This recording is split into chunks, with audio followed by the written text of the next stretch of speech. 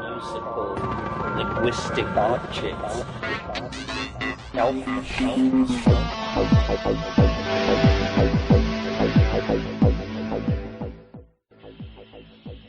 Greetings from Cyberdelic Space.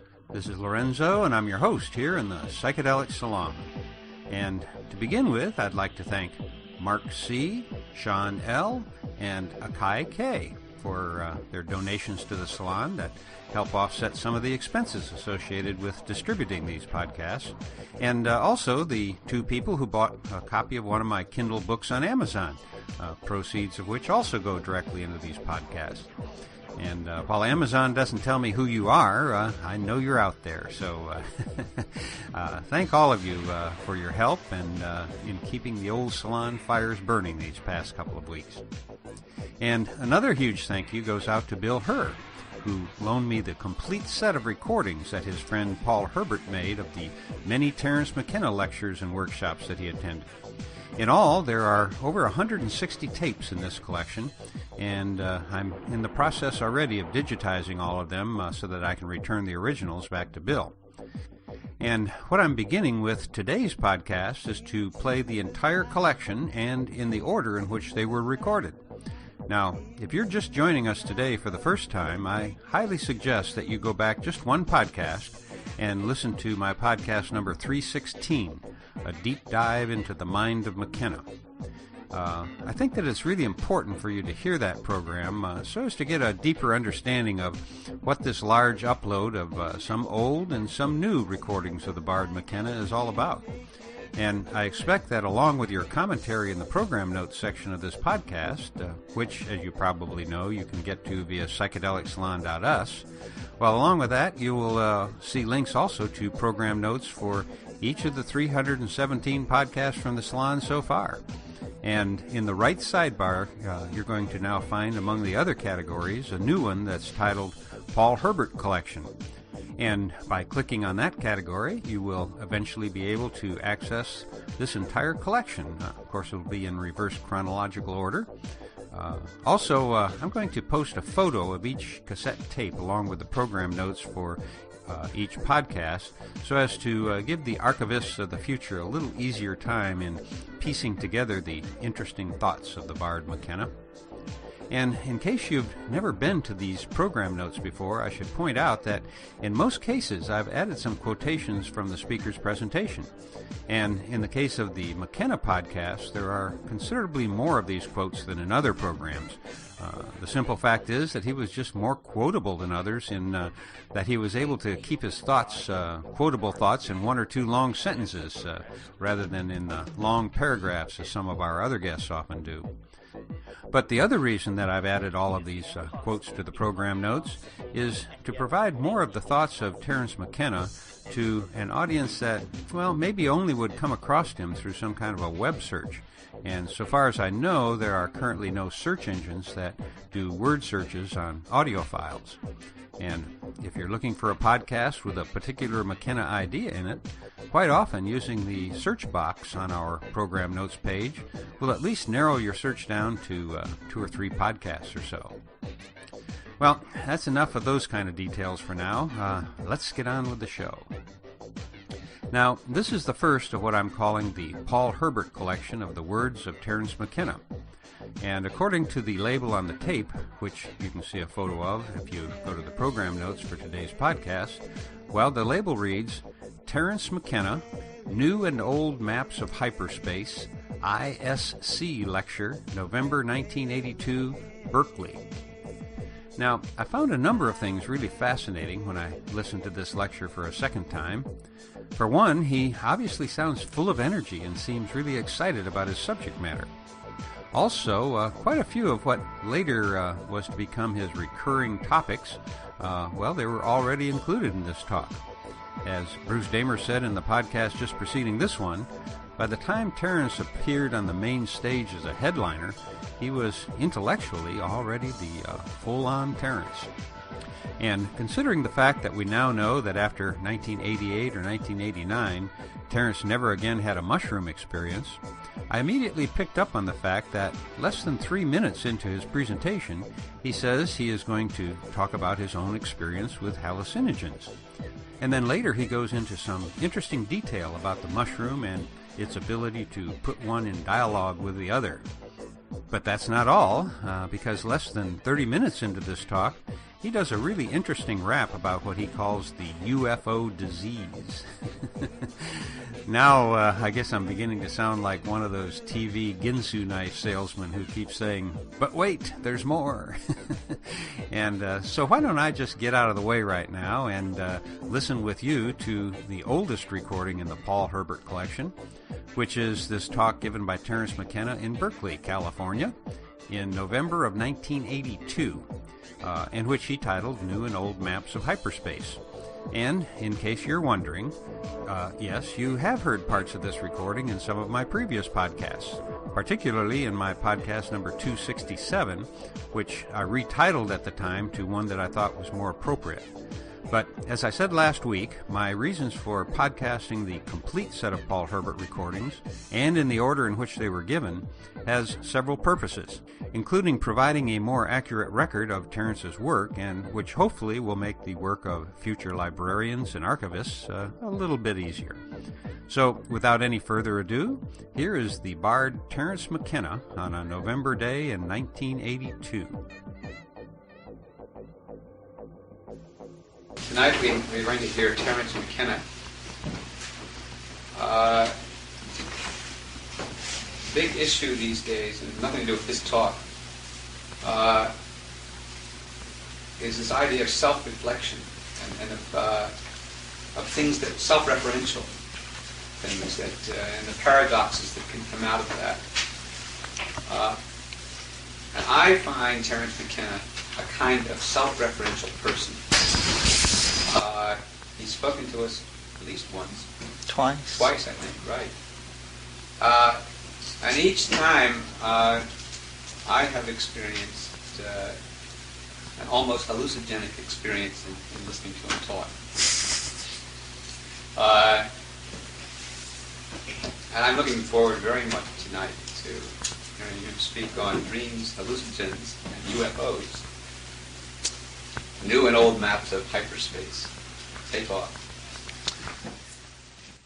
Well, thank you very much. I'm very glad to be here.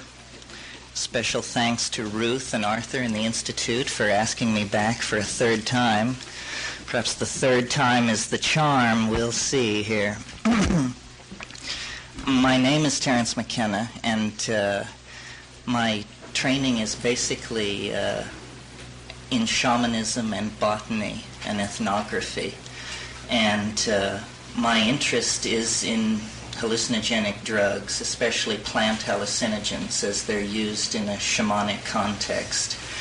And what impels me to speak to a room full of people like this is the belief that the major important point regarding hallucinogens has been largely overlooked, even though we're now 15 or 20 or 30, depending on how you count it, years into the psychedelic age. The central point about the psychedelic experience is the content of the experience, and this has been occluded or obfuscated by the behavioral and statistical and scientific methods that have been brought to bear to study hallucinogenic experience. So what I'm going to address this evening is essentially my own experience with hallucinogens and how I extrapolate it into the world based on its own being and other people's psychedelic experiences that I have interacted with. Before I get into that, I want to clarify something about shamanism.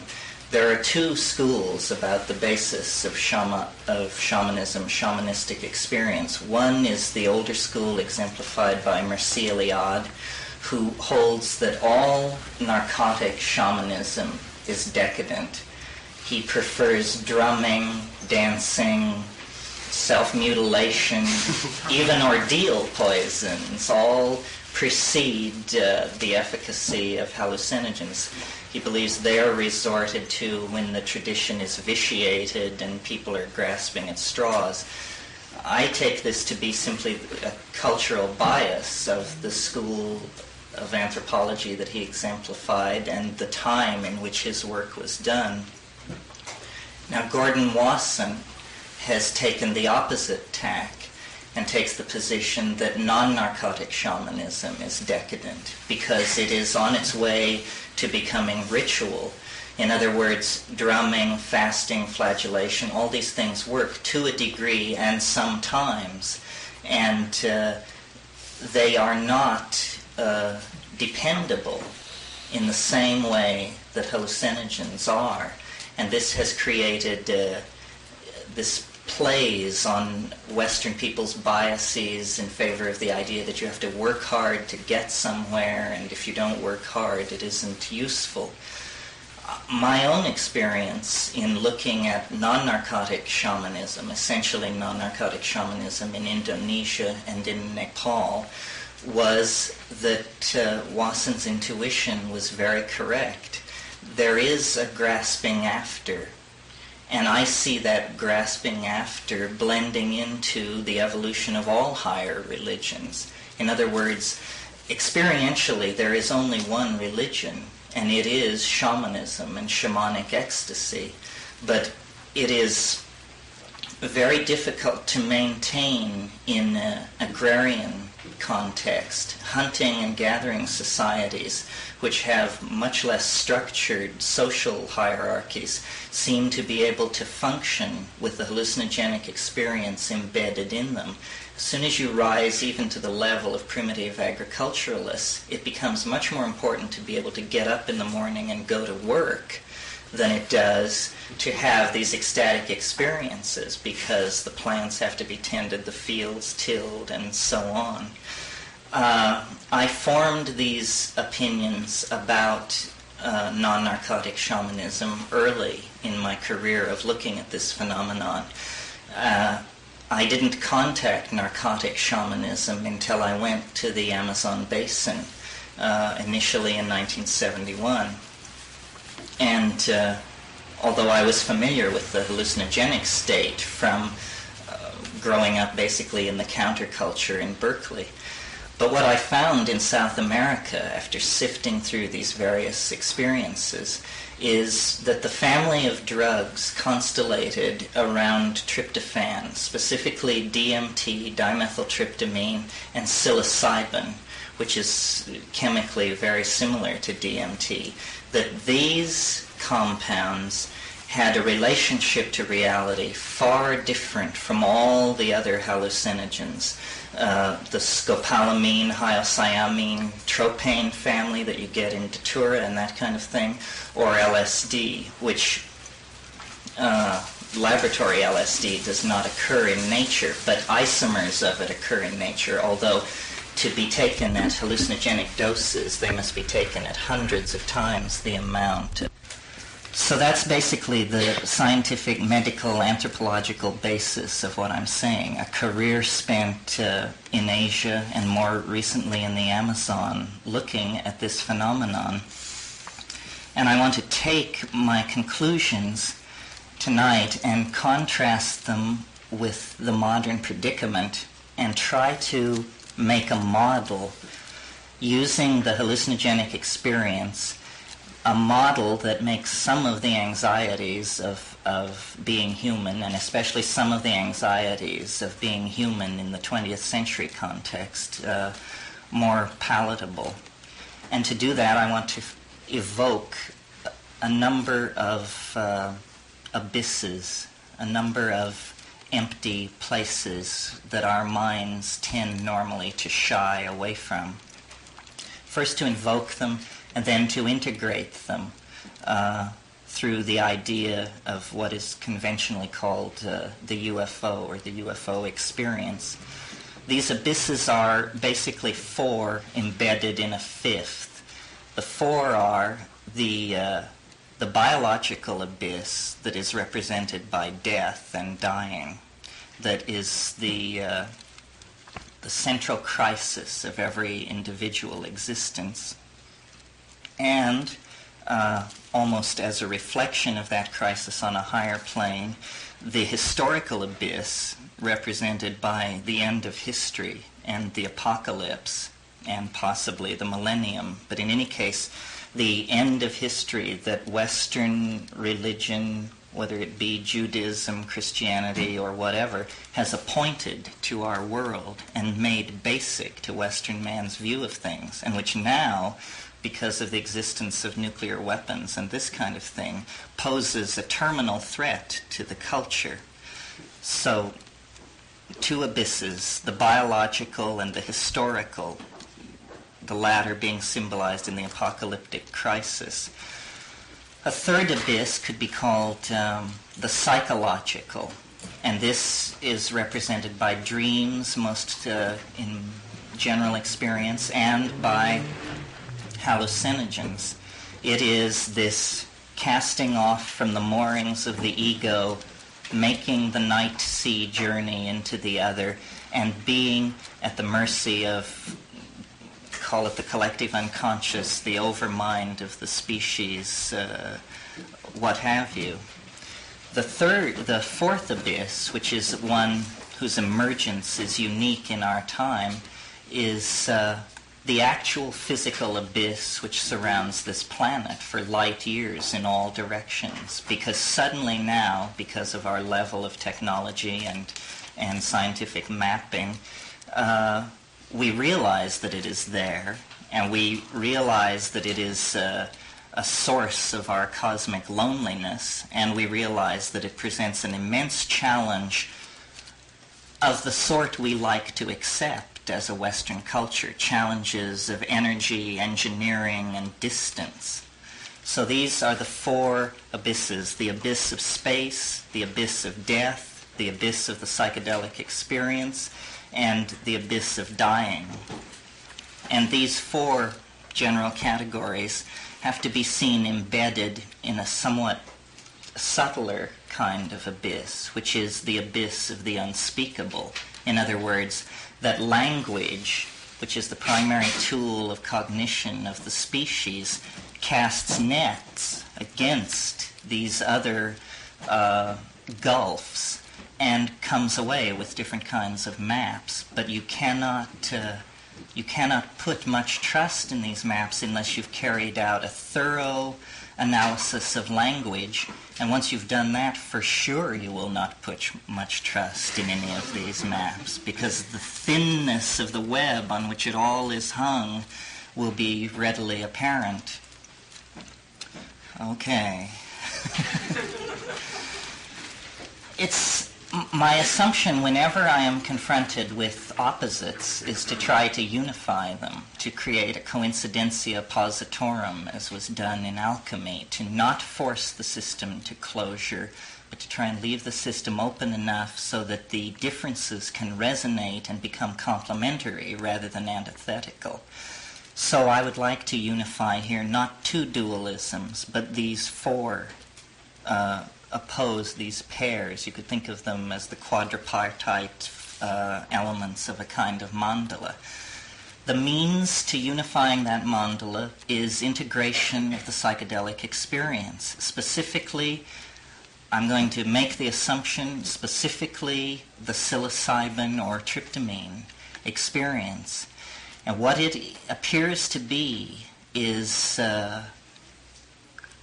something which is much more assimilable to the science fiction metaphor of a parallel universe than it is to the Freudian metaphor of the repression of desire, or even the Jungian metaphor of a collective species-wide memory and experience bank. It is much more, I think, of the character of a parallel continuum. And in order to erect the intellectual edifice of the past 1,000 years, this possibility has had to be ignored, much in the way that you would apply Occam's razor to a situation and just say, well, we will not admit the more complex phenomenon because we should form a theory that is true to the simplest phenomena first and then build out from it. And this has worked in a demonic kind of way, in the sense that we have taken command of the atomic world, which is a very simple world compared, for instance, to the variables that you meet in sociology or biology, but at the cost of formulating theories about how the world is put together that nowhere come tangential to experience. So we have a bizarre situation where our best models of reality that are kept for us by the priesthood of science are like exhibits in a museum because they cannot be mapped onto the simple fact of individual experience. Shamanism, on the other hand, is this worldwide, since Paleolithic times, tradition which says that you must make your own experience the centerpiece of any model of the world that you build. No amount of readings from meters, whether they're metering cyclotrons or any other kind of instrument, are going to satisfy you. Once you understand that, then what the task becomes is one of making sense of these metaphors, so-called, or myths, so-called, that are the pre-Western, pre-print, pre-literate mappings of the world. An example of how this problem distorts other problems is the problem of extraterrestrial contact, which is the way science presents the problem of extraterrestrial contact is that we are alone, and that to assuage our cosmic loneliness, we should build ever larger radio telescopes and million-channel signal analyzers and sift the radio noise coming from the stars, and eventually, if a signal is found, an immense philosophical turning point will have occurred, and we will then place ourselves in the context of the cosmos. This is actually a red herring kind of argument, because outside of the highly technical Western societies that have evolved in the last 300 years, people have been talking to the other since man began. Angels, demons, fairies, sprites, elves, all of this is as phenomenologically a part of human experience as, we'll say, birds of paradise, which I'm sure none of you have ever had anything to do with, but believe inflexibly that such creatures exist because it is allowed by the experts that they exist. What psilocybin focuses as a problem that these other hallucinogens do not is it allows a dialogue with the other that is full of give and take. In other words, there are entities in the hallucinogenic world that psilocybin and DMT and a few other not well known or widely distributed plant hallucinogens induce. I think it was William Blake who said, the truth cannot be told so as to be understood without being believed. And this is the kind of information that is coming through the psilocybin experience. It is information which you have to believe it. You have to believe it because it has this ring of authenticity. It is the logos. It is the word somehow. And what is being said is that our alienation, and this word is interesting, alienation, our alienation from ourselves has caused us to set up a number of straw men that are keeping us from building actually a mature model of how the universe really works. The content of the dialogue with the other is a content that indicates that man's horizons are infinitely bright, that death is in fact, as Thomas Vaughan put it, the body is the placenta of the soul, And this fact has not yet been assimilated because it runs counter to Western reductionist, materialist empiricism. But this idea that the body is placenta to the soul is not an object of faith or a dogma. It's a program for activity. The activity that it implies should be undertaken is a familiarization with the soul. And the soul has been banned from Western thinking about the self for nigh on 400 years, at least in leading circles. But I take this concept very seriously, and I think if any of you are familiar with the literature of alchemy, alchemy is about the generation of a psychic construct, a wholeness, a thing which has many properties, which is paradoxical, which is both mind and matter, which can do anything. This is the last gasp of the soul before it's submerged completely. In other words, it became trapped in an association with chthonic matter in the last historical epoch before it disappeared completely from Western consciousness. Psychedelic drugs, especially psilocybin, allow a searchlight to be thrown on these deeper levels of the psyche, as Jung correctly stated, but it is not a museum of archetypes or psychic constructs, as he seemed to assume. It is a frontier of wholeness into which any person so motivated and so courageous as to wish to do it can go and leave the mundane plane far behind. In other words, it is a dimension of vertical gain that is real and is present in all of our lives, and that we do not acknowledge except as an anomaly because we have been told that it's an anomaly. We have been told that these perceptions have to be devalued. The result of this is to so distort the psychic life of the species in the present historical context that we have this UFO disease, which is essentially a rupture into three-dimensional space of this archetype of wholeness. And it haunts time like a ghost. And it haunts human experience in the 20th century because it is a symbol of alienation. And the word alien has, in fact, come to be applied to this thing. It is alien. It comes from the stars. It is totally non-human. It has great potential for mankind, but it can barely be Englished at all. And actually, what it is the self, in the form in which it is most accessible to the ego, given the ego's programming with all this scientific garbage about the density of life in the universe, the distance to the stars, the probability of chemical evolution occurring here and there and yonder. It is, in other words, something which, in order not to alarm us, has disguised itself as an extraterrestrial being, but is in fact the collectivity of the human psyche, signaling a profound historical crisis.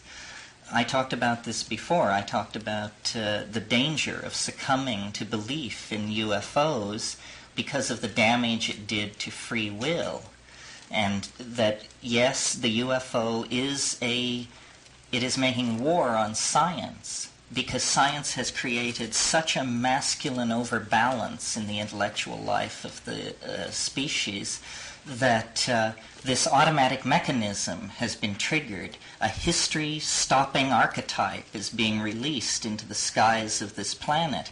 And if we are not careful, it will halt all intellectual inquiry in the same way that the Christos archetype halted intellectual inquiry in the Hellenistic age.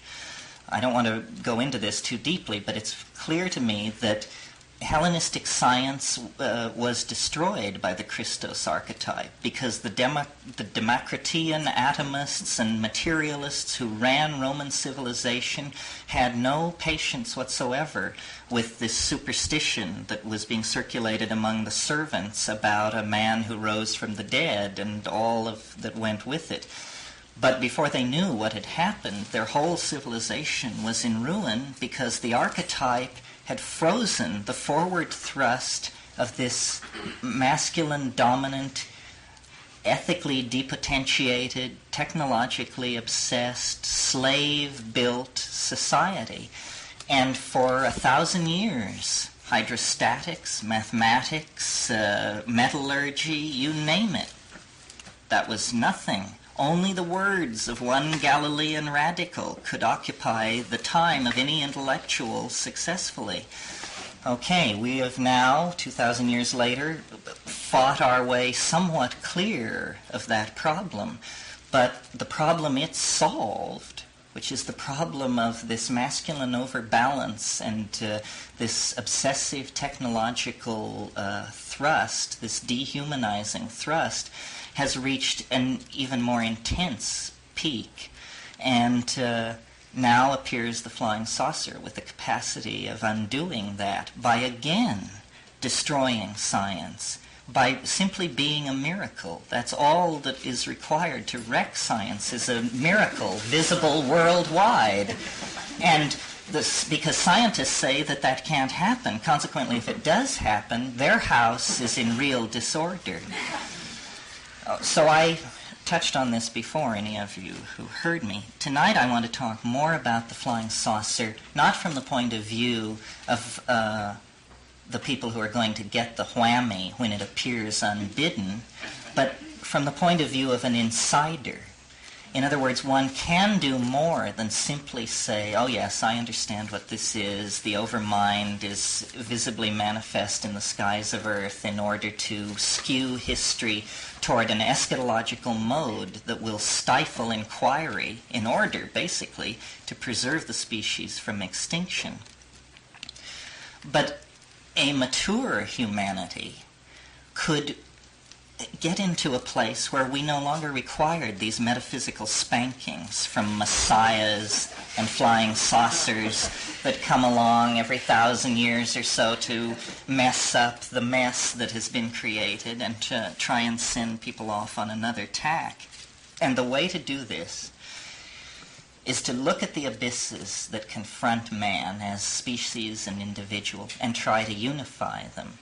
And I think that psilocybin offers a way out because it allows a dialogue with the overmind that is not, you won't read about it in Scientific American or anywhere else. You will carry it out. And the carrying out of this dialogue will essentially eschatologize you as a person and lift you out of the historical context. It's like Stephen Dedalus said in Ulysses, history is the nightmare that I am trying to awake from. Well, I would turn it around a bit and say history is what I am trying to go to sleep from in order to get away from it. In other words, the dream is eschatological. The dream is zero time and outside of history. Escape into the dream. Escape, a key thing charged against these drugs, that they are for escapists. I think the people who make this charge hardly dare dream to what degree they are escapist. Escape. Escape from the planet, from death, and from the problem, if possible, of the unspeakable. So now, to say a bit about death and dying, if you leave aside the last 300 years of historical experience as it was handled in Europe and America, and examine the phenomenon of death, the doctrine of the soul in all its ramifications, Neoplatonic, Christian, dynastic, Egyptian, etc. I'm sure you're all familiar with some or all of these. What you get is the idea that there is a light body or a thing, an intellect, that is somehow mixed up in the body during life and at death or at dying is involved in a crisis in which these two envelopes separate, and one loses its raison d'etre and falls into dissolution, metabolism stops, and the other one goes we know not where. Perhaps nowhere, if you believe it doesn't exist. But then you have the problem of trying to explain life, which, by the way, though science makes great claims and has done very well in systems of nuclear particles and even simple atomic systems, the idea that science can make any statement about what life is or where it comes from is preposterous. Science has nothing to say about how you can decide to close your hand into a fist, and it happens.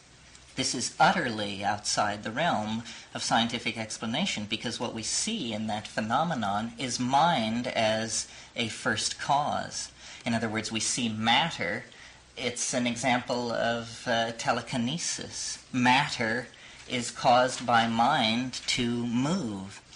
So science, we need not fear the sneers of science in the matter of the fate or origin of the soul. And as I say, my thrust into this has always been the psychedelic experience, but I've been thinking recently more about dreams, because dreams are a much more generalized form of experience of the hyperdimension, or the mode in which life and mind seem to be embedded. And looking at dreams and looking at what people with shamanic traditions say about dreams, you come to the realization that experientially for those people it is a parallel continuum.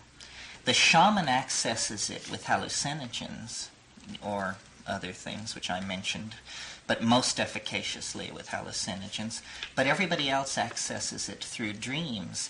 Now, Freud's idea about dreams was, I forget the German term, but he called them day residues. He always felt that you could trace the content of the dream down to a distortion of something that happened during the day, or, during waking time. I think that it's much more useful to try and make actually a kind of geometric model of consciousness, and to take seriously the idea of a parallel continuum, and to say that the mind and the body are embedded in the dream, and the dream is a kind, not a kind of, but a higher order spatial dimension, so that in sleep you are released into the real world, of which the world of waking is only the surface. And in a very literal sense, it's the surface. It's the surface in a geometric sense, that there is a plenum, and recent experiments in quantum physics tend to back this up. There is a holographic plenum of information. All information is everywhere. Information that is not here is nowhere. And that information stands outside of historical time. It's like Plato said, time is the moving image of eternity. Eternity, it does not have a temporal existence, even the kind of temporal existence where you say it always existed. It does not have temporal duration of any sort. It is eternity. We are not primarily biology, with mind emerging as a kind of iridescence, a kind of epiphenomenon at the higher levels of organization of biology. We are, in fact, hyperdimensional objects of some sort which cast a shadow into matter. And the shadow in matter is the body. And at death, what happens, basically, is that the shadow withdraws, or the thing which casts the shadow withdraws, and metabolism ceases, and matter, which had been organized into a dissipative structure in a very localized area, sustaining itself against entropy by cycling material in and degrading it and expelling it, that whole phenomenon ceases. But the thing which ordered it is not affected by that. And when I make these declarative statements, I'm making them from the point of view of this shamanic tradition, which touches all these higher religions. Everything, basically, except rationalism, holds to some version of what I'm saying. So then the psychedelic, the dream state and the psychedelic state acquire great import because there is then a task to life. And the task to life is to become familiar with this thing which is causing being, and to be familiar with it at the moment of passing. In other words, the metaphor is used by several traditions of a vehicle, an after-death vehicle, an astral body, something like that. And shamanism and certain yogas, Taoist yoga, claim very clearly that the purpose is to familiarize yourself with this after-death body in life. And then the act of dying will not create confusion in the psyche. You will recognize what is happening, you will know what to do, and you will make the clean break.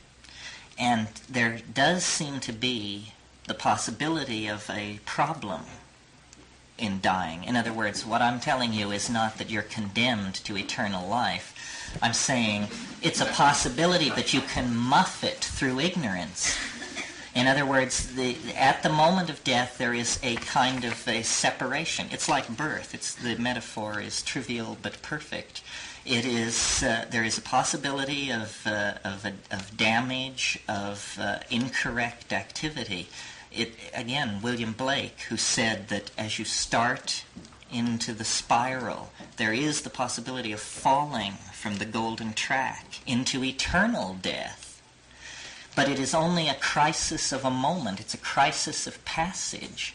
And the whole purpose of shamanism and of life, correctly lived, is to strengthen the soul and to strengthen the relationship to the soul so that this passage can be cleanly made.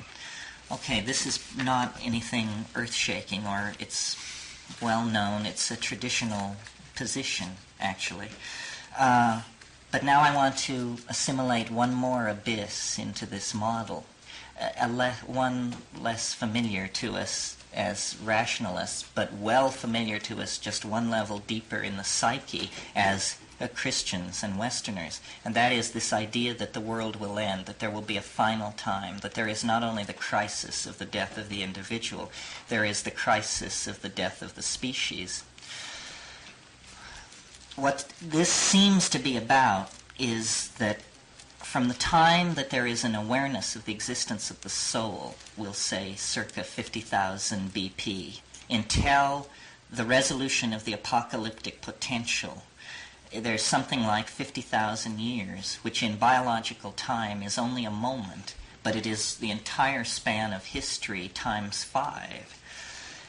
In that period, everything hangs in the balance because it is a mad rush from monkeydom to starshiphood. And in the leap across those 25,000 years, energies are released, religions are shot off like sparks, philosophies evolve and die, science arises, magic arises, all of these things which control power with greater and lesser degrees of ethical constancy appear. There is the possibility, as in the metaphor of dying, there is the possibility of mucking it up, of aborting the species transformation into a hyperspatial intellecty. We are now, there can be no doubt that we are now in the final seconds of that crisis, a crisis which involves the end of history, the departure from the planet, the triumph over death, and the release of the individual from matter. We are, in fact, closing distance with the most profound event a planetary ecology can encounter, which is the freeing of life from the dark chrysalis of matter. The old metaphor of psyche as the butterfly is a species-wide metaphor. We must undergo a metamorphosis in order to survive the momentum of the historical forces already in motion. Well, if you know anything about evolutionary biology, you know that man is considered to be an unevolving species. In other words, sometime in the last 100,000 years, with the invention of culture, the biological evolution of man ceased, and evolution became a cultural phenomenon. Tools, languages, and philosophies began to evolve, but the human somotype began to remain the same. And so we are very much like people a long time ago. But technology is the real skin of our species. Man, correctly seen in the context of the last 500 years, is an extruder of a technological shell. We take in matter that has a low degree of organization. We put it through mental filters, and we extrude Lindisfarne Gospels, space shuttles, all of these things. This is what we do. We're like coral animals embedded in a technological reef of extruded psychic objects. And the tool is the flying saucer or the soul exteriorized in three-dimensional space. It's, as James Joyce said, it's the problem of how man may be dirigible, right? And how man may be dirigible is basically by turning himself inside out. In other words, the body must become an interiorized hologrammatic object embedded in a solid-state hyperdimensional matrix, which is eternal, so that man wanders through Elysium in his body. This is a kind of Islamic paradise that I'm putting out here. Wanders through Elysium in his body, experiencing all the pleasures of the flesh, but not realizing that he is a holographic projection of a solid-state matrix that is micro-miniaturized, superconducting, and nowhere to be found. It is part of the plenum. And all history is about producing prototypes of this situation with greater and greater closure toward the ideal, so that airplanes, automobiles, condominiums, space shuttles, space colonies, starships of the hardware, speed of light, spin-dizzy drive type, all of these are, as Mircea Eliade says, self-transforming images of flight that speak volumes about man's aspiration to self-transcendence, so that our wish, our salvation, and our only hope, basically, is to end the historical crisis by becoming the alien, by ending alienation, by recognizing the alien as the self, in fact, recognizing the alien as an overmind which holds all the physical laws of the planet intact in the same way that you hold an idea intact in your mind. In other words, all these givens which are thought to be so writ in adamantine are actually merely the moods of the God, if you will, which we happen to be. And the whole thing about human history is recovering this piece of lost information so that man may be dirigible. Or, again, to quote Finnegan's Wake, Moycain is the red light district of Dublin. Here in Moycain we flop on the seamy side, but up Nient, prospector, you sprout all your worth and you woof your wings. So if you want to be phoenixed, come and be parked. It's that simple, you see. But it takes courage to be parked when the grim reaper draws near. A blessing in disguise, Joyce calls him. So, to me, what psychedelics point out, and where I think society will go once they are integrated to the point where large groups of people can plan research programs without fear of being persecuted for it, is it models the after-death state. It may do more than model it. It may essentially reveal the nature of it, that our mind, what we each call our mind, can be the modalities of appearance and understanding can be shifted so that we see it within the context of the one mind.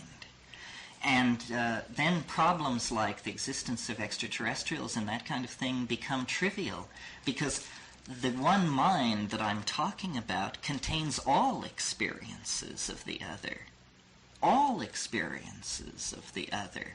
There is not the Newtonian universe deployed throughout the parsecs and kiliocosms of physical space and the interior mental universe. They are the same thing. We perceive them as unresolvable dualisms because of what is called, or what I call a code, the quality of the code. Meaning the language we use to discuss this problem has these built-in dualisms. This is a problem of language. All codes have code qualities except the logos. The logos is perfect, and therefore it partakes of no quality other than itself. But so long as you map with something other than the logos, there will be code qualities. And the dualism built in to our language makes the death of the species, the death of the individual, these seem to be opposed things. Likewise, the problems biology and by extrapolation exobiology pose by examining the physical universe versus the angel and demon-haunted world that depth psychology is reporting on is again set up as a dichotomy. All that is needed to go beyond an academic understanding of what I've been saying is to have the experience of this tryptamine-induced ecstasy. In other words, for reasons which I leave to my brother, the tryptamine molecule has this unique property of releasing the structured self into the over-self. And each person who has that experience undergoes a mini-apocalypse, a mini entry and mapping into hyperspace. For society to change in this direction, nothing is necessary except for this experience to become an object of general concern. Now, I'm not saying everybody should rush out and take mushrooms, in case you thought that's what I was saying. But I am saying that these fields of information, which I don't know if you're like me, but my experience of these things is basically literary. I read Plotinus, I read Heraclitus, I read all this stuff, and I try to integrate it intellectually. But it is a plane of experience that is directly accessible. And the role that each of us plays in relationship to it determines how we will present ourselves in the final transformation that this hints of. In other words, in this theory, there is a kind of teleological bias. There is a belief that there is a hyper-object called the overmind or God or what have you that casts a shadow into time. And history is the experiencing of this shadow. And as you draw closer and closer to the source of the shadow, the paradoxes intensify, the rate of change intensifies, because what is happening is that this hyper-object is beginning to ingress into three-dimensional space. One way of thinking of it is that the dream and the waking world and the world of the dream begin to become one. So that the school of flying saucer criticism, which has said flying saucers are hallucinations, was in a certain sense correct, in that the laws which operate in the dream, the laws which operate in hyperspace, can at times operate in three-dimensional space when the barrier between the two modes becomes weak. And then you have these curious experiences, sometimes called psychotic breaks, sometimes called whatever, but which always have a tremendous impact on the person they're happening to, because there seems to be an exterior component that could not possibly be mental. This, what I'm talking about, is when coincidences begin to build and build and build until you finally say, I don't know what is going on, but it's preposterous to claim that this is a psychological phenomenon, because these are changes in the world, what Jung called synchronicity and made a certain model of. But what it really is that an alternative physics is beginning to impinge on reality. And it is the physics of light, essentially. Light is composed of photons. Photons have no antiparticle. This means that there is no dualism in the world of light. And if you try to imagine the experience from the point of view of a thing made of light, you realize, I'm sure you're all familiar with the conventions of relativity, which say that time slows down as you approach the speed of light. But what is never said about that is that if you move at the speed of light, there is no time whatsoever. There is an experience of time zero. So if you imagine for a moment yourself to be made of light or in possession of a vehicle which can move at the speed of light, there you can traverse from any point in the universe to any other with a subjective experience of time zero. This means that you cross to Alpha Centauri, time zero. But the amount of time that has passed in the relativistic universe is whatever it is, 4.5 years. But if you move at very great distances, if you cross 250,000 light years across to Andromeda, you still have an experience of time zero. The only experience of time that you have is a subjective time that is created by your own mentation. But in relationship to the so-called Newtonian universe, there is no time whatsoever. You exist in eternity. You have become eternal.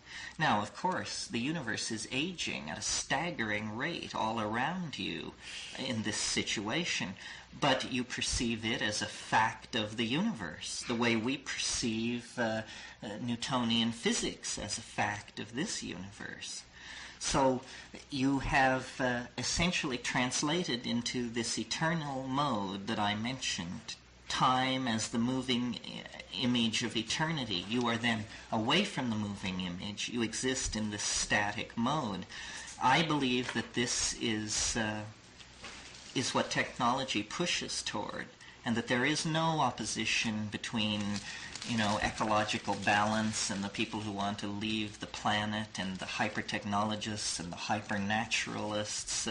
All of these are red herrings. The real historical entity which is becoming imminent is the human soul, and it is the monkey body has served to carry to this moment of release, and it will always serve as a focus of self-image, but it will exist in a world made by the human imagination. This is what the return to the Father, the transcendence of physis, the rising out of the Gnostic universe of iron that traps the light, all these metaphors, this is what it means. It means release into the human imagination. Very shortly,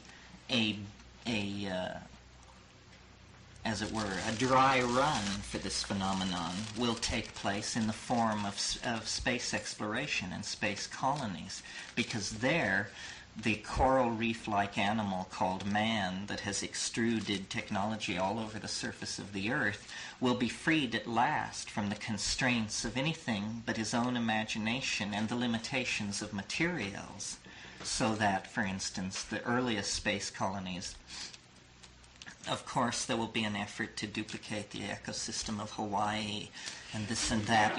These exercises in ecological understanding to prove you know what you're doing. But as soon as this is under control, we will be released into the realm of art, which is what we have always striven for. We will make our world, all of our world, and the world we came from will be maintained as a garden. But what Iliad indicated as these endless metaphors of self-transforming flight will be realized momentarily as the technology of the space colony. What is lining up right behind that, of course, is the fact that the transition from Earth to space is a staggeringly tight genetic filter, a much tighter filter than any previous frontier ever has been. Even the filter, the genetic demographic filter represented by the New World, it's said that, the vitality of America is because only the dreamers and the pioneers and the schemers made the trip across. This will be even more true of the transition to space, and the technological conquest of space will set the stage then for the interiorization of that metaphor and the conquest of inner space and the collapse of the state vectors associated with this technology deployed in Newtonian space. And then man will have become more than dirigible. I think a break here is maybe in order. Let's have a break. Say a couple more things, and then there seem to be a lot of questions, so I'll throw it open for questions. But before I do that, I mentioned this book, The Invisible Landscape, that my brother and I wrote, and I'll say just a bit about it because it relates to what's been said. I spoke in general terms about the technology which would interiorize the body, exteriorize the soul, spoke of it as a long-term technological goal, meaning visible within the next 100 or so years, following on to space travel, that sort of thing. But what The Invisible Landscape is about is an effort to short-circuit that chronology and to actually, in a certain sense, force the issue. It's the story, or rather it's the intellectual underpinnings of the story of an expedition to the Amazon by my brother and myself and several other people in 1971, in which my brother formulated an idea that involved using harmine and harmaline. These are compounds which occur in Banisteriopsis caapi, which is the woody vine that is the basis for ayahuasca. And ayahuasca is one of these plant hallucinogens that releases you into this dimension I'm discussing. An effort to use harmine in conjunction with the human voice in what we called the experiment at La Chorrera, which was basically, you can take it as very loose science or very tight magic, but it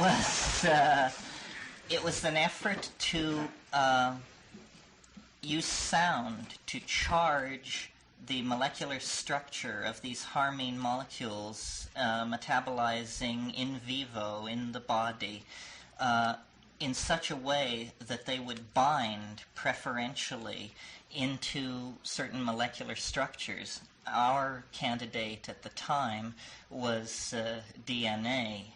I think Frank Barr has convinced me that there's as great a likelihood that it involves binding into melanin bodies is as likely a possibility as that it involves DNA, but it involves binding into a molecular site where information is stored, so that this information is then broadcast essentially in the mind in such a way that you begin to get a readout on the structure of the soul. In other words, this was an effort to use a kind of shamanic technology to bell the cat, if you will, to hang a superconducting telemetric psychedelic device on the overmind so that there would be a continuous readout of information from this dimension.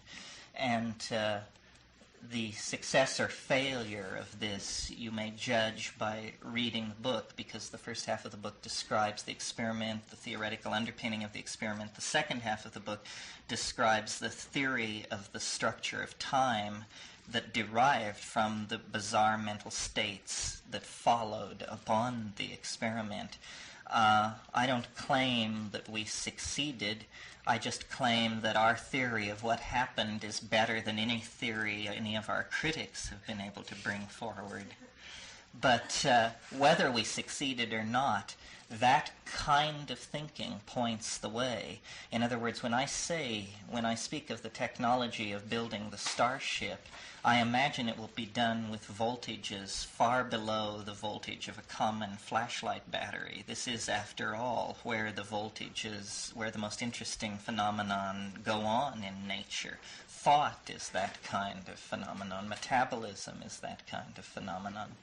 So I think that an Aquarian science, or a science that places the psychedelic experience at the center of its program of investigation, should move toward a practical realization of this goal.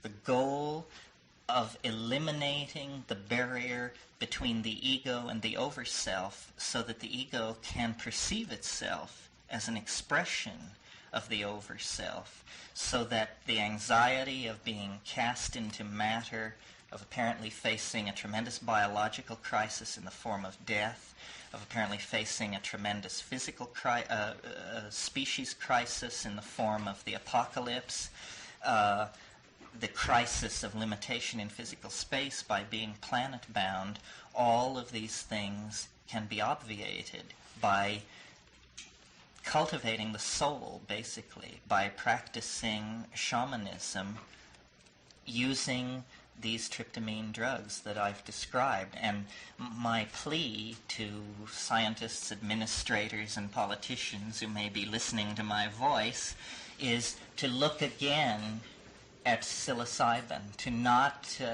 lump it with the other psychedelics, to realize that it is a phenomenon unto itself, and it has an enormous potential for transforming mankind, not simply transforming the people who take it, but it is like an art movement or a mathematical understanding or a scientific breakthrough. It holds the possibility of transforming the entire society simply by virtue of the information that is coming through.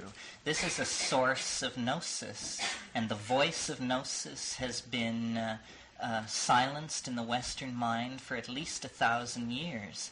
I like to think that when these Franciscans and Dominicans arrived in Mexico in the 16th century, they immediately set about stamping this thing out. The Indians called it Tianonacatl, the flesh of the gods.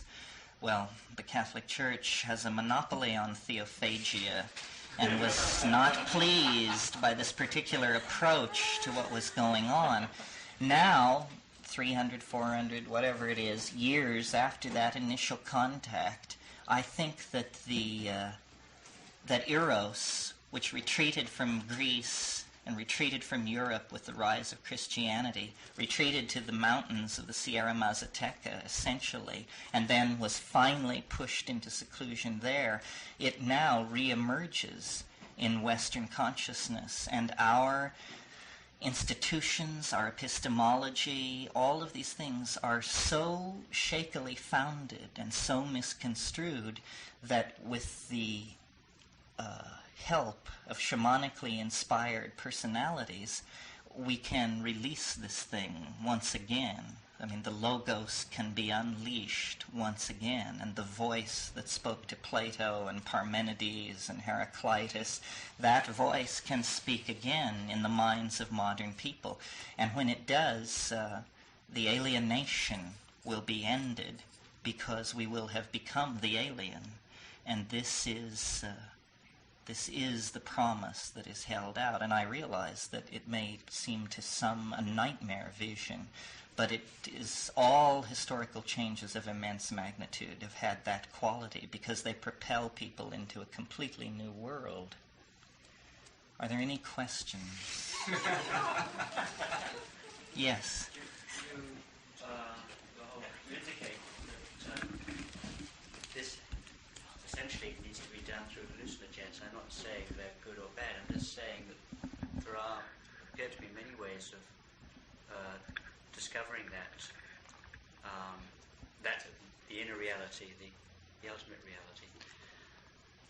You want me to comment on that? Yeah. I agree with you that this is a strongly held position. I always, in my explorations, have recourse to my own experience, and I've not had good luck with any of these other techniques. I spent time in India, practiced yoga, scoured the various rishis, roshis, geshes, and gurus that Asia had to offer. And I believe they must be talking about something, but in my experience, it is so pale and so far removed from the actual closure with the intense tryptamine ecstasy that I don't really know what to make of it. And I am willing to believe these things are possible. I just must be a very grounded person. Well, maybe it's a shortcut for a lot of people. Well, Tantra, for instance, claims to be, that's what Tantra means, is the shortcut path. And certainly they might be on the right track. Sexuality, orgasm, these things do have tryptamine-esque qualities to them. But the main thing about psilocybin, and I stress it over all these other hallucinogens, is information. Immense amounts of information. In my experience, a hallucinogen like LSD, the hallucinations seem largely to be somehow related to the structure of the optic nerve, or they are essentially trivial. They are geometric patterns, shifting lights, this and that, but unless synergized by another drug. The classic psychedelic experience that started it all with Huxley and those people was, I believe, 200 micrograms of LSD and 30 milligrams of mescaline. And I would believe that that would deliver a visionary experience rather than an experience of hallucinations. And the difference is, what psilocybin shows you is not colored lights and moving grids. It shows you places, jungles, cities, machines, books, architectonic form of incredible complexity. Just click, click, click.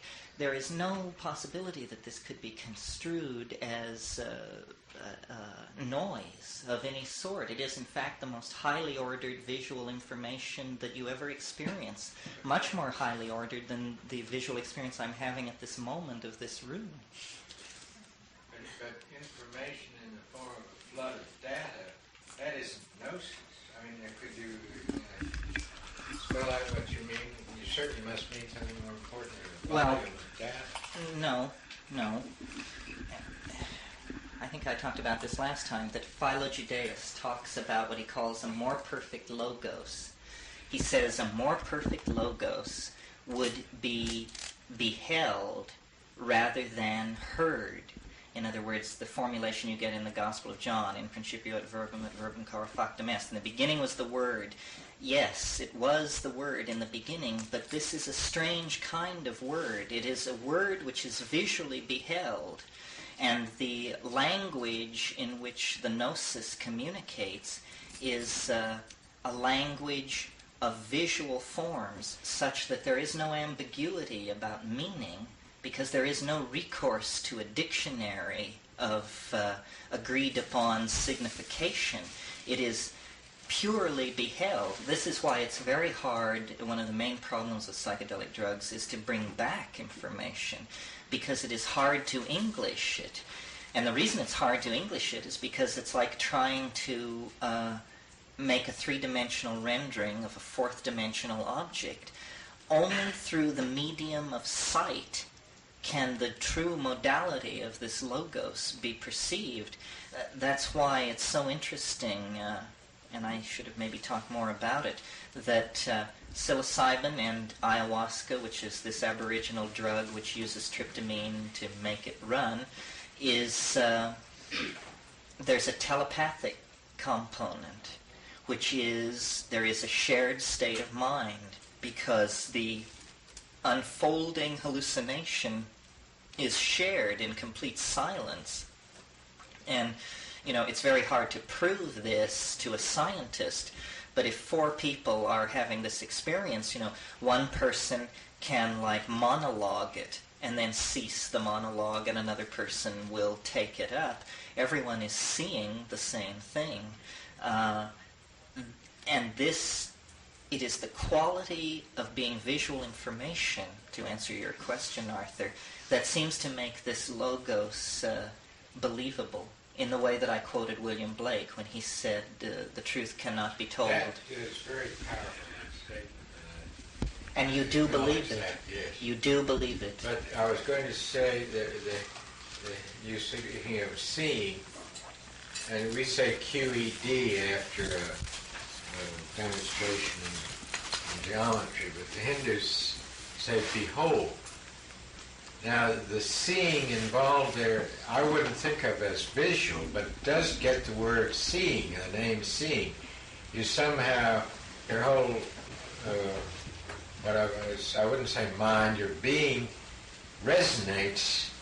I like to use the term recognize. Mm-hmm. You see that, let's say, this is the same thing as the other thing. And I don't know whether it's seeing, but seeing is a good word, but it isn't. I wouldn't call it visual. No, well, it isn't exactly visual. I mean, again, to quote Philo-Judaeus on the logos, he says that the logos goes from a thing heard to a thing seen without ever crossing through a quantized transition point. And yet this seems impossible. It seems a logical impossibility, because it is either one or the other. And yet, when you actually have the experience, you see, it is as though thought, which is heard, that's the recognition. The thought which is heard becomes more and more intense until finally its intensity is such that with there being no jump or glitch, you now are beholding it in a three-dimensional visual space, and you command it. And this is very typical of psilocybin. Yes? I have 2 questions. One, when you were talking in terms of the dialogue, I was wondering if you could kind of be more descriptive in that regard. And the other thing was, as far as the effects of this type of experience, especially over, say, a prolonged period of time on the body, and the body as an energy system, and how do you balance that, or how do you counteract possible negative effects? Okay, well, I'll take the last part first, which is about the body. I'm not an abuser. It takes me a long time to assimilate each experience, and I feel, I never have lost my respect for it. I mean, I really feel dread is one of the emotions that I always feel as I approach it, because I have no faith that my sails won't be ripped this time. I always make the metaphor, it's like sailing out onto a dark ocean in your little skiff. And, you may view the moon rising serenely over the calm black water, or something the size of a freight train may roar right through your scene and leave you clutching at an oar. And I don't know, astrology is maybe helpful in figuring out when to go and when not to go, but there needs to be a way to figure out when to go and when not to go. Now, your question about the dialogue, I mean this very literally. It speaks to you, you speak to it. It says things. I don't know how many of you have read the book that my brother and I wrote under pseudonyms called Psilocybin, the Magic Mushroom Grower's Guide. But in the introduction there's a rap which is all about, I am old, 50 times older than thought in your species, and I came from the stars. Well, that's verbatim, I just was writing it furiously. And sometimes it's very human. I mean, my approach to it is Hasidic. I rave at it. It raves at me. We argue about what it's going to cough up and what it isn't. And I say, well, look, I'm the grower. You can't hold back on me. And it says, well, but if I if I showed you the flying saucer for 5 minutes, you would figure out how it works. And I said, well, come through. I remember once I asked it, what was it? It has these many manifestations. Sometimes it's like Dorothy, sometimes it's like a very Talmudic sort of pawnbroker. And I asked it one time, what are you doing on Earth? And it said, well, you're a mushroom, you live cheap. It's very... This was a quiet neighborhood till the monkeys got out of control.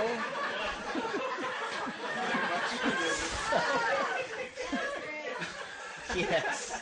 I need some clarification on some of the things you said.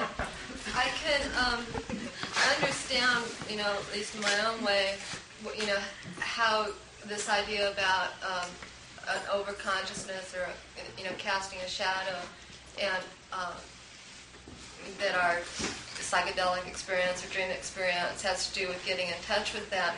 But you said that I'm not really positive about this. This is what I need some clarification on. Is that in some sense that those brief experiences, that something about that our experience was in order to get back there, and that was the reason for us to be? Let me see. Well, I think that this object, as a friend of mine said, history is the shockwave of eschatology. In other words, we are living in a very unique moment, 10 or 20,000 years long, where this immense transition is happening. And the object at the end of and beyond history, which is the human species transformed into this eternal superconducting overmind spacecraft thing, is casting a shadow back through time.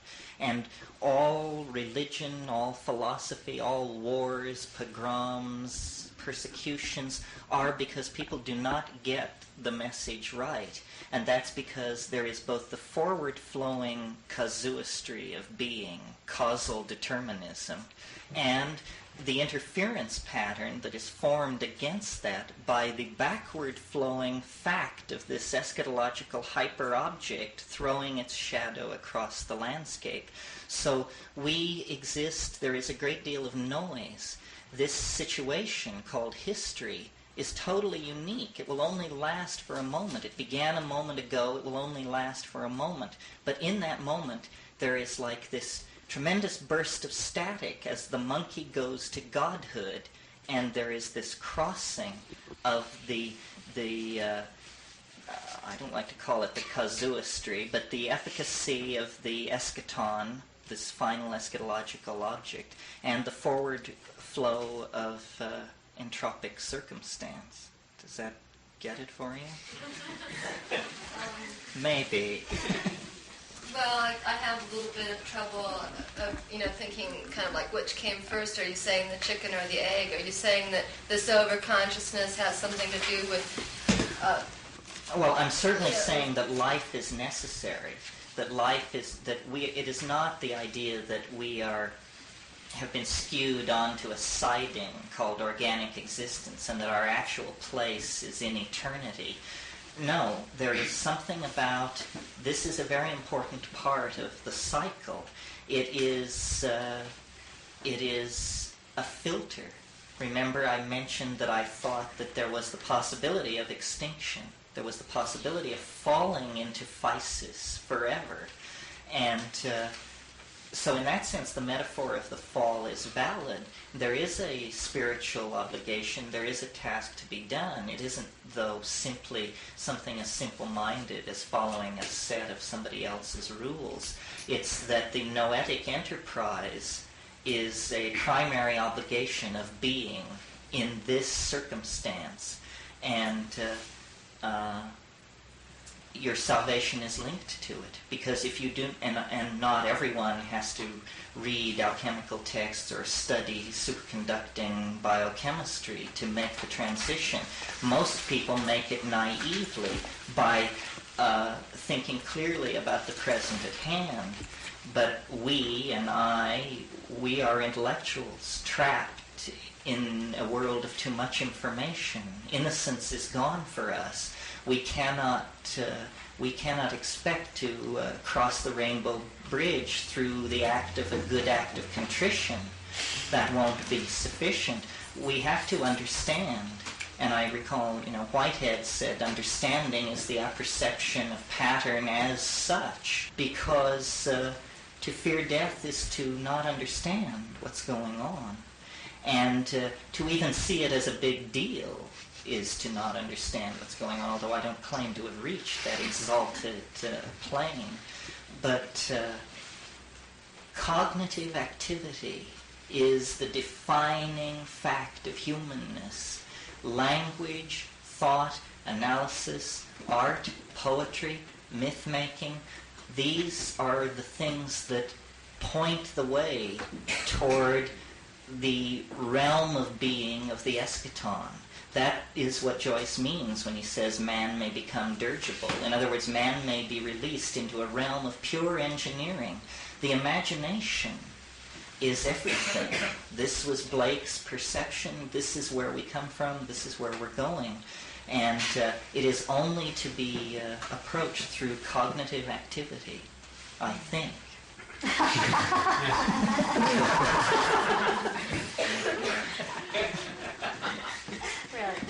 Yes. Can you comment on the importance of your discussion of the I Ching in your book?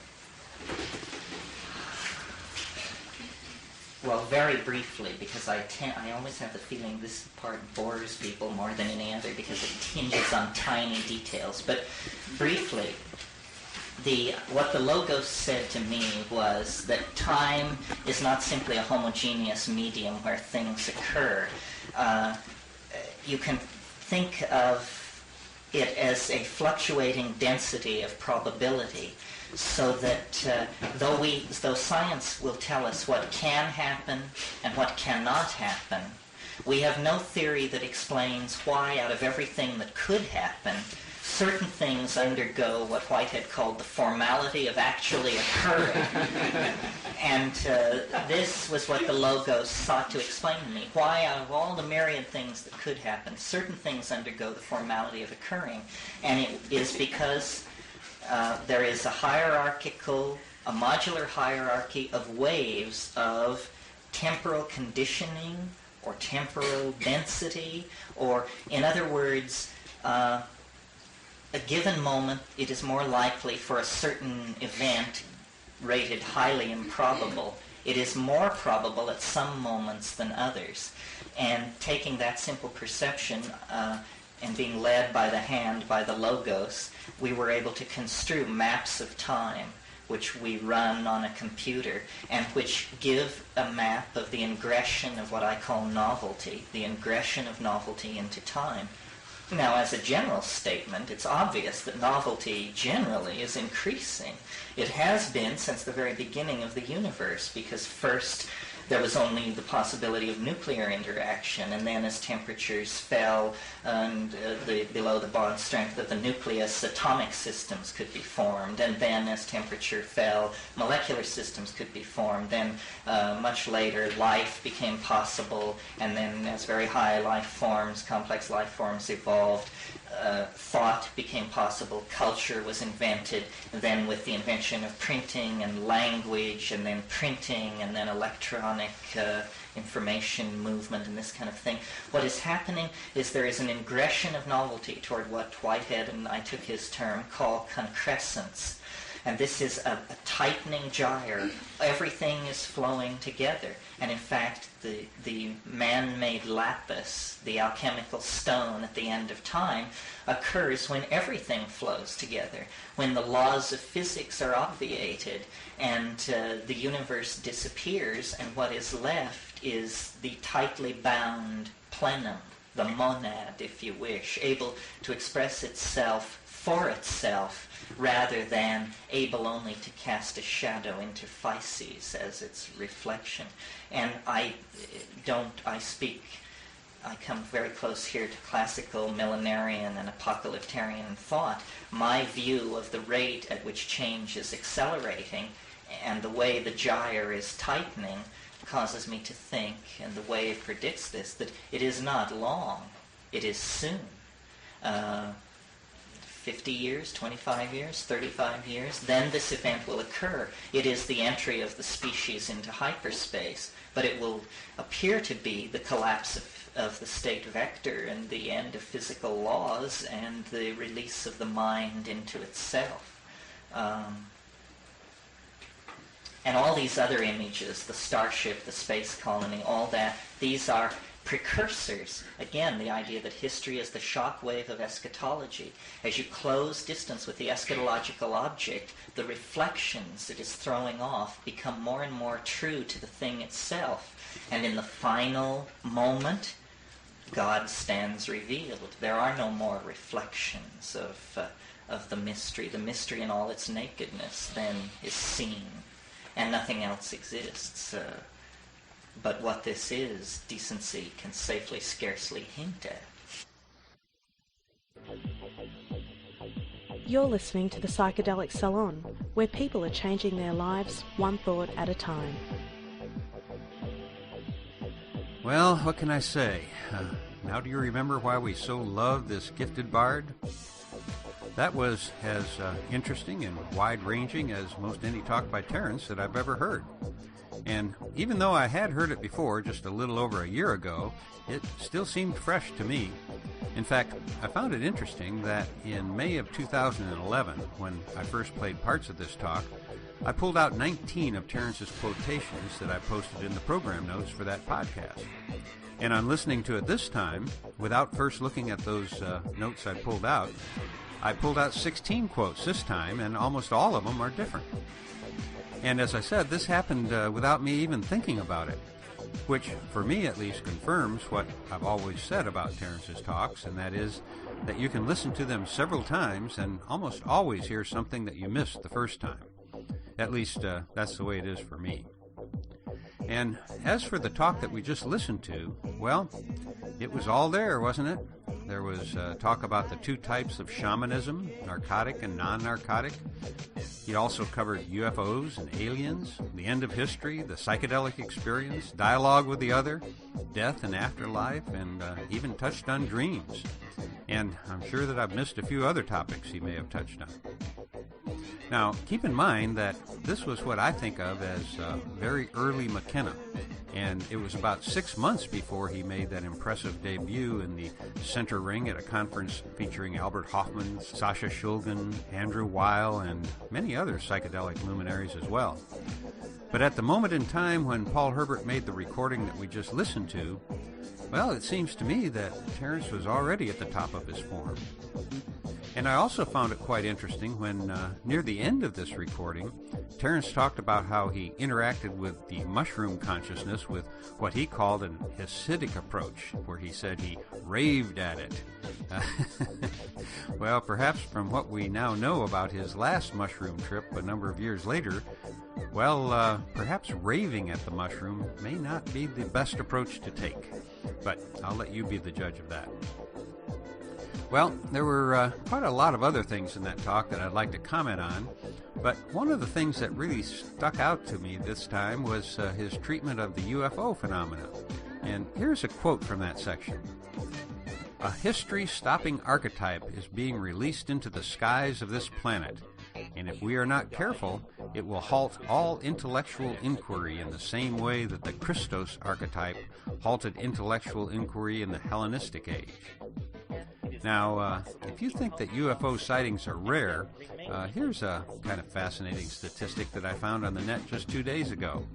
It said between the year 2000 and 2010, in the United States, there were 649 million votes cast in general elections, 441 Americans killed by lightning, 13 credible cases of in-person voter impersonation, and 47,000 UFO sightings. So that phenomena is still very much with us. And since the issue of UFOs is something that persists through the rest of his career, I think that maybe we might want to put a stake in the ground here in this talk and keep tracing back to it as the topic of UFOs progresses in his thought. In fact, you may remember that back in podcast 261, I played what was titled The Definitive UFO Tape. And the reason I'm mentioning that right now is that while you may want to go back and re-listen to that podcast now, I can save you the trouble with this little announcement. In the complete listing of what I'm calling the Paul Herbert collection, I've noticed several titles of talks that I've already podcast. So there were two options. I could either just refer you to those older podcasts when we get to that point, or I could replay the talk. And my decision is that I'm going to replay them, just as I've done with this first one. And there are a number of reasons why. But two of them are, first, to have an accurate record of Paul's work, preserved as comprehensively as my amateur status allows. And secondly, some of those earlier recordings that I played were made by people in attendance and not recorded through Terrence's microphone like all of Paul's seem to be. So this will also ensure that we have the best quality recording of each talk that I can find. And this time I'm not going to edit anything out, as I did sometimes in the past. Now, getting back to the talk that we just listened to, do you remember the part where Terrence was talking about the psychedelic experience being about teaching us how to die properly? For instance, he said, in shamanism and certain yogas, Taoist yoga, claim very clearly that the purpose is to familiarize yourself with this after-death body in life, and then the act of dying will not create confusion in the psyche. You will recognize what is happening. You will know what to do, and you will make the clean break. End quote. Well, when you heard that, my guess is that you joined me in remembering that Terrence's last words were, keep breathing. And I'm sure that eventually we'll come to that Q&A session when somebody asks him, what's the most important thing to know about smoking DMT? And his answer, in 2 words, were, keep breathing. Which leads me to think that maybe there actually is something to the speculation about there being a DMT release taking place in our brains right at the moment of our death. Now there's something worth investigating more closely, don't you think? And I just can't help but to make one more observation about the talk that we just listened to, and that is the fact that back in 1982, Terence McKenna was already getting up in public and saying things like, escape into the dream, escape, a key thing charged against these drugs, that they are for escapists. I think the people who make this charge hardly dare dream to what degree they are escapist. Kind of provocative, huh? Now, I can remember quite well how uptight the world was about any and all talk about drugs. And that very year, 1982, was the year during which Nancy Reagan first used the phrase, just say no. And she spelled it N-O.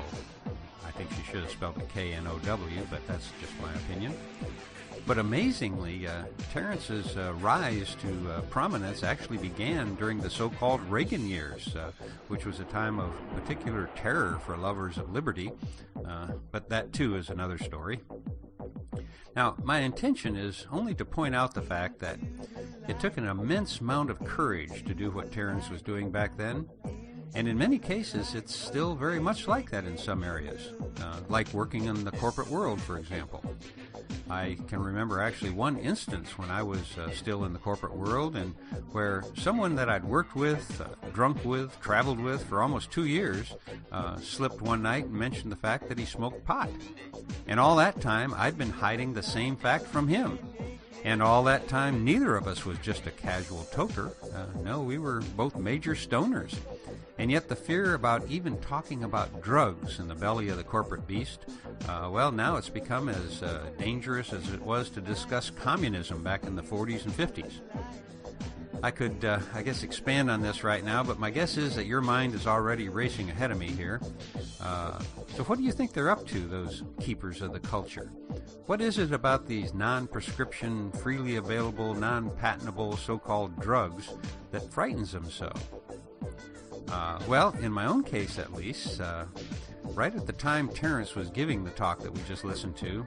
At that very point in time, I was an Irish Catholic Republican lawyer living in Dallas, Texas. 2 years after that talk, which I didn't hear at the time, of course, but 2 years later, I had my first MDMA experience. And about a year after that, I had my first cannabis experience, followed a year later by my first LSD experience. Now, here it is a few decades later. I'm living in Southern California, and I'm still Irish. But I'm most definitely not Catholic, Republican, or a practicing lawyer. So, from the standpoint of the ruling class, I can see why they're afraid of our sacred medicines, because maybe they're living in fear that one day a majority of people, including their own children and grandchildren, are going to wake up and begin to occupy the public spaces and talk about liberty once again. And with that sly little editorial, I think that I probably better end my personal commentary for today. However, I do look forward to a continuing discussion about what I'm now thinking of as early Terence, and to read what your thoughts are about this talk. And as many of our fellow saloners have found out, there is already a good discussion going on, both on my Facebook page and in the comments sections of these podcasts. So keep on posting. I really look forward to logging into the site each day to where I read each comment, and because I have to okay it for posting. And I do want to congratulate our entire community for being so courteous in their postings. It's nice to have a civilized discussion about these interesting and challenging ideas. Now, speaking about having a civilized discussion, I don't think you will find a more civilized and gentle and peaceful and highly intelligent discussion of topics of interest to our community than you will find at the 6th Annual Women's Visionary Congress. And that takes place July 27th to the 29th of this year, 2012, at the IONS Earthrise Retreat Center in Petaluma, California. And visionaries of all genders are welcome, by the way. And I'll put a link to the conference details, including where to get tickets, in the program notes for today's podcast. But in case you aren't familiar with the Women's Visionary Congress, it's an annual gathering of visionary women healers, scholars, botanists, activists, and artists who study consciousness in altered states. And the ticket price, which I believe is $350, includes lodging at the Hilltop Retreat, yoga classes, and delicious healthy food. And presenters at the 2012 Women's Visionary Congress include Michelle Aldrich, Valerie Corral, Wendy Chapkus, Liz Copeland, Copper Woman, Dr. Michelle Corbin, Carolyn Ferris, Christina Hunter, Bia Labate, Natalie Metz, Lindsay Robinson, Nikki Scully, Penny Slinger, Joanna Harcourt-Smith, Keeper Trout, and Bara Yezer. And while I was at Esalen a couple of weeks ago, I spent quite a bit of time talking with Diana Slattery, and in particular about this conference. And from what I learned about it from Diana, it sounds to me as if this is going to be one of the best and most important conferences of the year. So if there's any way you can make it, my recommendation is to not miss it. And hopefully we'll get some reports about the conference later this summer that I can play here in the salon. On a regular basis, I get requests for more women speakers here in the salon, but to be honest, many of the women in our community have decided to keep more of a low profile. And while I certainly understand their position, I'm hopeful that before long, many of these intelligent and powerful women teachers will also grace us with their words of wisdom here in the salon. Now, as for the next podcast in this new series from the Paul Herbert Collection, it's an interview that Terence gave in December of 1982, and to the best of my knowledge, this is one that hasn't been widely heard before. So stay tuned, as they would say in Radio Land. I guess here in Cyberdelic Space, we should say, stay connected. So for now, this is Lorenzo signing off from Cyberdelic Space. Be well, my friend.